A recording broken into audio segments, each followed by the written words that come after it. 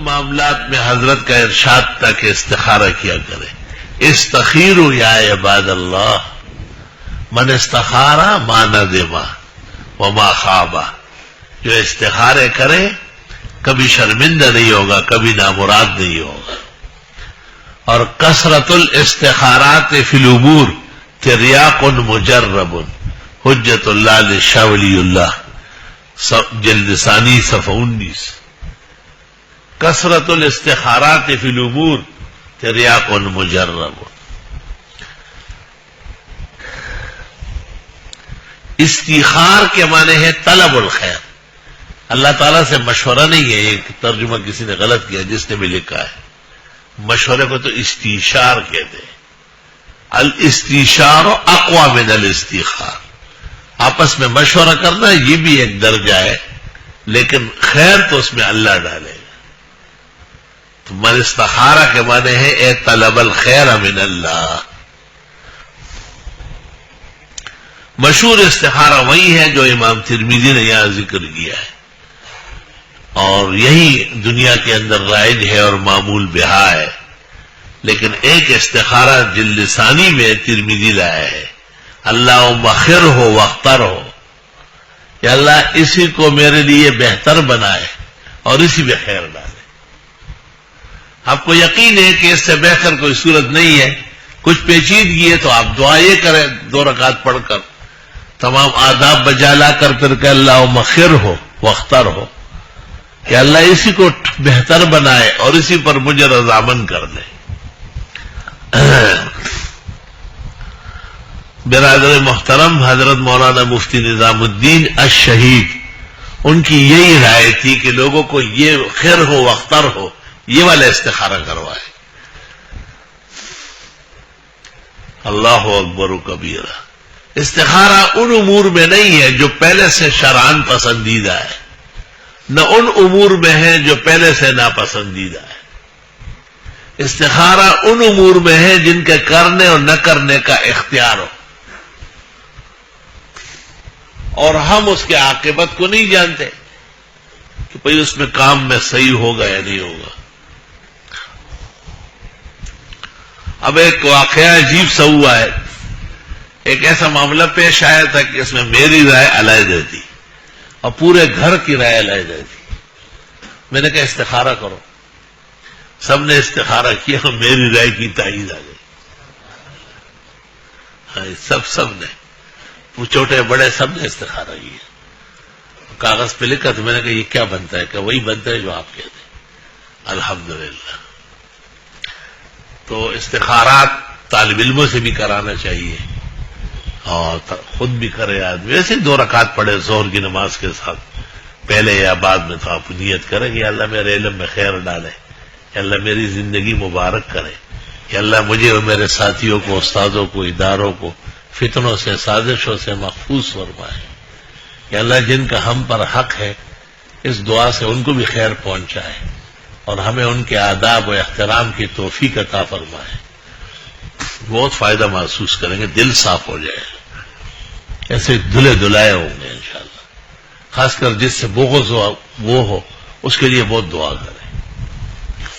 یہ عجیب بات ہے، اس کے بغض سے شیطان خوش ہوتا ہے کیونکہ وجہ شرعی تو موجود نہیں ہوگی اور اس سے ہمارے مقامات گھٹیں گے. تو آپ کہیں کہ اللہ میں اپنی ناواقفیت کی وجہ سے اور بے شعوری کی وجہ سے بلا وجہ اس شخص کو ناپسند کرتا ہوں. ممکن ہے اس کے دل میں خیر ہو کہ اللہ اس کو میرے دعا سے فائدہ پہنچائے اور یہ جو بغض و عداوت ہے مجھے یہ دور فرمائے. آپ اپنے دل کو دیکھیں ایسا 90% صاف ہو جائے. استخارے کثرت سے کیا کریں. استخارے کا جواب آنا ضروری نہیں ہے شرعاً و حدیثاً. استخارہ تو ایک مامور بھی ہے، حکم آیا ہے، وہ تو ہم کو کرنا ہے. اگر بعد میں وہ کام بنا تو ببرکت استخارہ بنا، اور اگر رہ گیا تو یہی استخارے کا فائدہ تھا. تو جو بن گیا نادم نہیں ہوں گے، اور جو بگڑ گیا ہے کبھی آپ کو افسوس نہیں ہوگا کیونکہ آپ استخارے کر چکے ہیں. کبھی خوشی بڑھ جاتی ہے یک دم، یہ بھی استخارے کی برکت ہے. کبھی غم بڑھ جاتا ہے، تکلیف اور گرانی پیش آ جاتی ہے، یہ بھی استخارے کا اشارہ ہے. یہ سب استخار ہے. علماء دین کو کم مفصل اشارہ ہوتا ہے، عوام کو بہت تفصیل سے اشارے ہوتے ہیں. آئی سوال.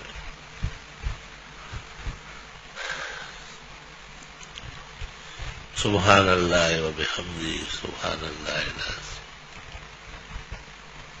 کچھ لوگ قرآن کے ذریعے بھی کرتے ہیں، سورہ فاتحہ اور سورہ اخلاص اور آیت الکرسی اور 4 کل پڑھ کر 7 دفعہ پھر دعا مانگتے ہیں، پھر قرآن مجید بیچ سے کھول کر پھر اس طرف سے آدھا کر لیتے ہیں یا اس طرف سے آدھا کر لیتے ہیں، اور پھر 7 صفحے الٹا کے پھر اوپر سے پڑھتے ہیں.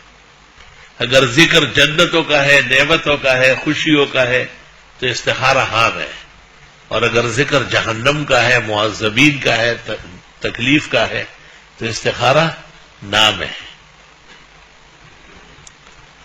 خواجہ صاحب کہتے ہیں نظام الدین اولیاء کہ میرا داماد غزنین جا رہا تھا، غزنی کو پہلے غزنین کہتے تھے، تو استخارہ کیا گیا قرآن میں، تو ذکر جنگ و جدال کا نکل آیا، ذکر مار پیٹ کا نکل آیا، لیکن اس نے اس کے خلاف کر کے چلا گیا، تو وہاں پہنچتے ہی قتل ہو گئے.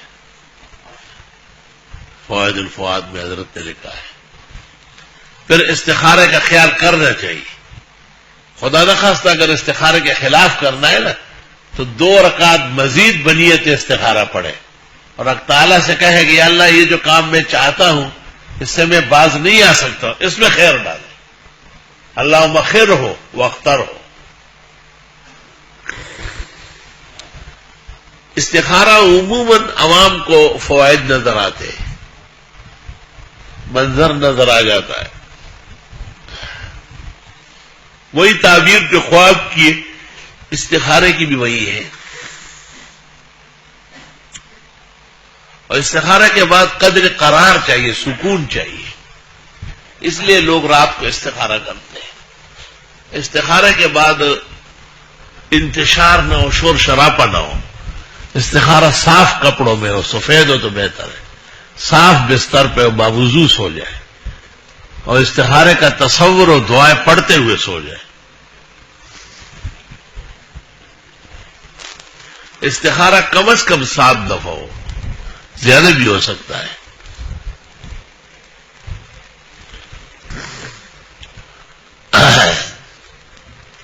استخارے میں کوئی منظر نظر نہ آنا نام ہے، جواب ہے. یہ بھی طریقہ ہے نفی کا کہ آپ نے استخارہ کیا، نہ دل مطمئن ہوا اور نہ کوئی چیز نظر آئی تو بس رک جائے، حالات سازگار نہیں. استخارہ سب اوقات میں ایک جیسے نہیں ہوتا. کبھی کبھی آدمی نیک اعمال کر کے اور قرآن خوانی کر کے یا روزے رکھ کے یا تلاوت کر کے پھر استخارہ کرتے، صاف ستھرا ہو جاتا ہے. عالم مغیب سے اصل میں اطلاع لینا ہے، اس کے لیے اپنے آپ کو بھی اہل بنانا ہے، صلاح بنانا ہے. استخارے پر فقہا کہتے ہیں کہ عمل ضروری نہیں ہے، وہ کہتے ہیں ظنی ہے، لیکن اس عاجز اور فقیر کا خیال یہ ہے. شاید امام ابو حنیفہ، امام ابو یوسف، امام محمد نے ایسا نہیں کہا. پیغمبر کہتے ہیں آپ استخارہ کریں اور آپ کہتے ہیں کہ یہ ضروری نہیں ہے. کس طرح عجیب بات ہے. میرا خیال خلاف الفقہ وہ یہ ہے کہ دنیا کی آبادی کے لیے استخارے پر عمل واجب ہے. استخارے پر عمل نہ کرنا گناہ و معصیت تو نہیں ہے، لیکن مصیبت ضرور ہے. سمجھ بات آئی؟ سب کام معاصی کا نہیں ہے، کچھ کاموں سے مصائب بڑھتے، شدائد بڑھتے، غم اور اندوہ پیدا ہوتا ہے، وہ بھی نہیں ہونا چاہیے. ہم تاب نہیں لا سکتے. حفظنا اللہ وإیاکم، ہر وقت حفاظت کی دعائیں کرو. جی قال كان رسول الله صلى الله عليه وسلم يعلمنا الاستخارة في الأمور كلها كما يعلمنا السورة من القرآن. يقول إذا هم أحدكم بالأمر فليركع ركعتين من غير الفريضة، من غير الفريضة ومن غير السنة ومن غير المعمول بها. یہ مغرب کے بعد ہم پڑھتے ہیں نا یا زور کے بعد کچھ نوافل مقرر ہے ہمارے. تو میں نے ایک دفعہ ان پر نیت کی تو مجھے جواب آیا کہ اس طرح چکر بازی نہیں چلے گی.